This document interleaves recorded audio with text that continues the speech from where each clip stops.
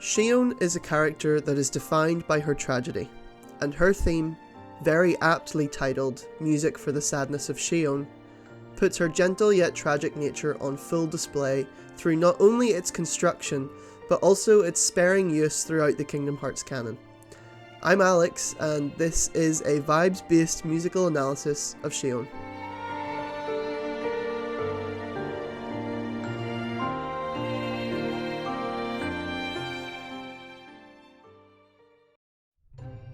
I think in order for me to wax poetic about this piece's use in the games, we kinda need to understand the piece itself.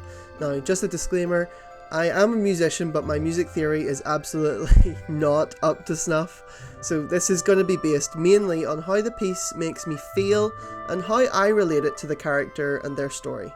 I would highly recommend checking out this video by Jonathan Baroche if you're interested in a much more technical look at this piece, but, you know, stick around and finish this one first.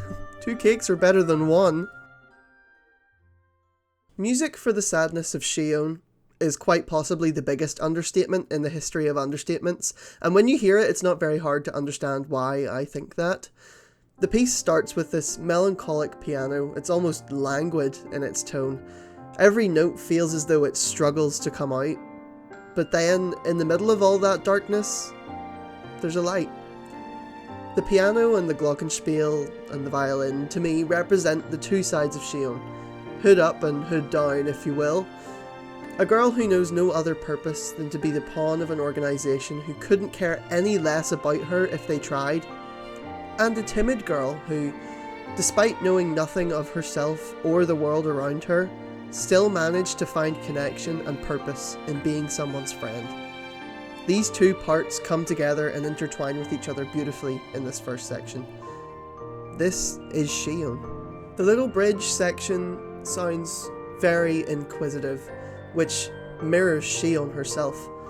I'll get into this part of her character a little bit more later when we look at where the piece is actually used in the games, but needless to say, this inquisitiveness is very short-lived and leads directly back into more pain and suffering.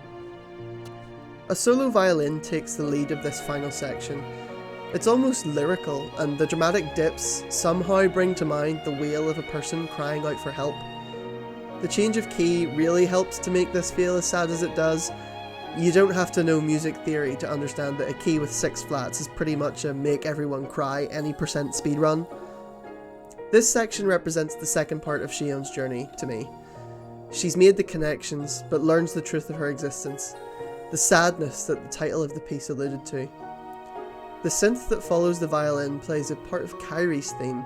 It's very airy and wistful, almost as though it's evoking a memory. And that's music for the sadness of Xion. Devastating, I know.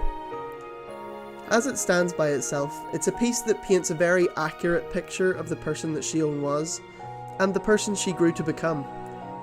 As I said earlier, this piece is used very sparingly across Kingdom Hearts. Can't possibly begin to think of why, but in 358 Days Over 2, it is used exactly 6 times in moments where she remembers what, or who, she really is. On the clock tower with Axel, she feels nostalgic about the beach and wonders if she and Roxas knew each other in their past lives.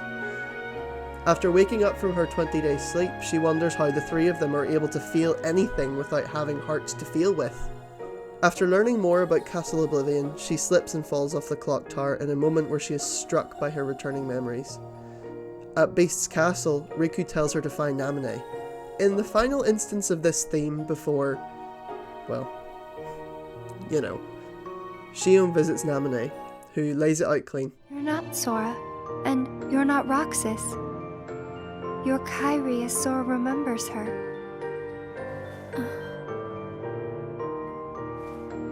As I remember more of my past, the more I feel the need to go back where I came from. If Sora exists, Xion cannot. Her theme is used in moments where we see her reckoning with the reality of her existence, whether she realises it or not. In these moments it takes on new meaning, the piano melody becoming the looming inevitability of returning to Sora and losing everything she cares about. but the violin rising above and enjoying the moment she can have with her friends while she's able. The bridge section we talked about earlier is actually, now rather coincidentally I will admit, quite important in some of these scenes, as it lines up with Xion asking an important question about the nature of a nobody, or what her next step should be. In this scene, she learns that her memories are different from Axel's, in that they seem to mean something deeper. Well, I don't know. What do you think? Are these memories? I wouldn't know either. You have memories, don't you? Yeah, sorta. Though it's not like they've ever really done me any good. And in this scene, she questions Naminé, the only person who has been fully honest with her regarding the reality of her existence, about what she has to do to return to Sora. What should I do to go back? So you're going back to Sora? If you return your memories to him, then you will disappear. Again, this is probably pretty coincidental, as it only happens these 2 times, but as we Kingdom Hearts fans always say, there's no such thing as coincidences in Kingdom Hearts.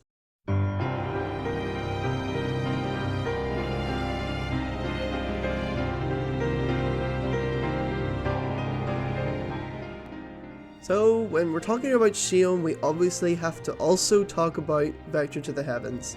This piece is an incredible retooling of her theme into one of the most devastating battle tracks in the entire series. It's right up there with The Other Promise. Now, unlike her actual theme, I think that this piece needs to be looked at in context to fully grasp what it says about the characters involved, especially because until Kingdom Hearts 3 released, this was the literal only time this piece was ever heard in the series. The scene leading up to the battle is quiet. So quiet that we can hear the wind blowing. Where did I think I could go? What a joke.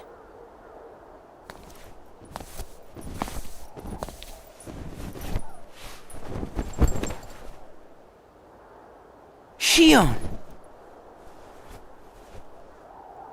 Xion arrives and doesn't speak. Thank you. She knows what she's about to do, and wants to give Roxas one last moment of peace with his friend.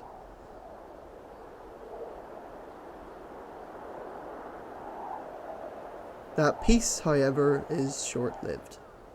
Roxas, I'm out of time. The music starts all of a sudden, fast and frantic, completely the opposite of how we've heard this theme prior. It's confusing, and Roxas shows this on his face. Even if I'm not ready, I have to make this choice.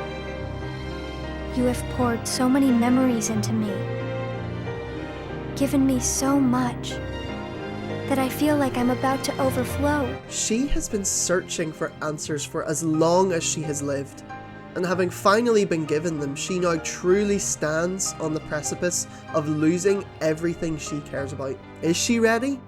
The music doesn't seem to think so, because it's shot off at the speed of a bullet without even stopping to think.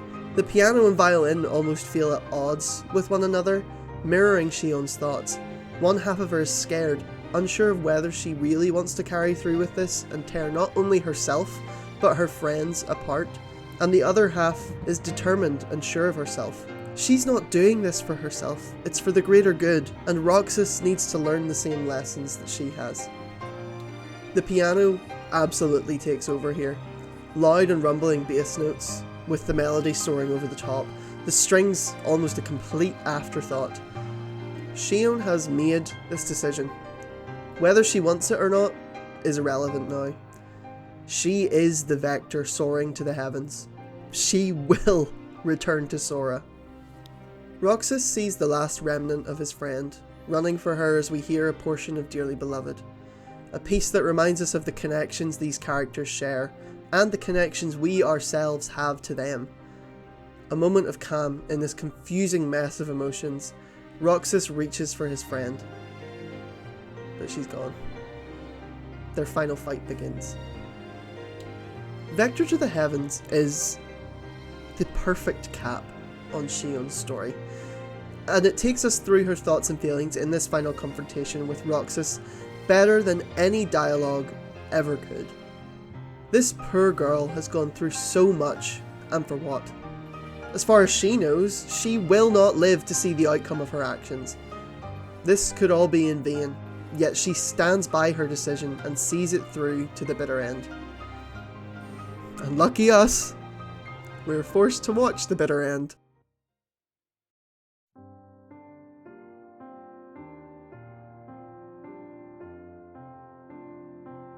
Roxas already begins to forget her, just as Naminé said he would. And then the final instance of her theme begins to play. A bittersweet reminder of her journey to this moment amidst this Shakespearean tragedy of an ending. Goodbye, Roxas. See you again. I'm glad I got to meet you. Oh, and of course, Axel too.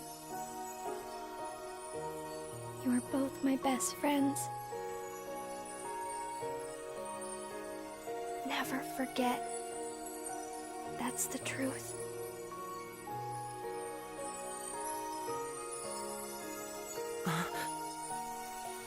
No. Xion. Who else will I have ice cream with? As Roxas mourns the impending loss of his friend, the piano and glockenspiel softly twinkle in the background as Xion crystallizes and fades away. Bro, now I'm crying. Fuck. I absolutely love Xion. I love Days. I love Roxas. I love these characters with my whole heart. And, you know, if you asked Tetsuya Nomura or Yoko Shimomura what they were thinking in the way they used these pieces, or what they were thinking when they composed them, they probably wouldn't say anything similar to what I just said. But I think it's important for all of us to share our views on art, because at the end of the day, art is what we make of it and what we find in it, whether that's joy, whether that's sadness, or in this case, absolute sorrow. So if you've gotten this far in the video, just leave a comment and let me know how you feel about these pieces and what they say to you. I think it'll be really interesting to kind of have all these opinions in one place so that we can have a discussion about these characters and these pieces and what they mean to us, because I think that's what art's all about, really. So anyway, that's it. Thanks for watching. Leave a like if you liked the video, subscribe if you really liked the video, and I'll see you all in the next one. Bye!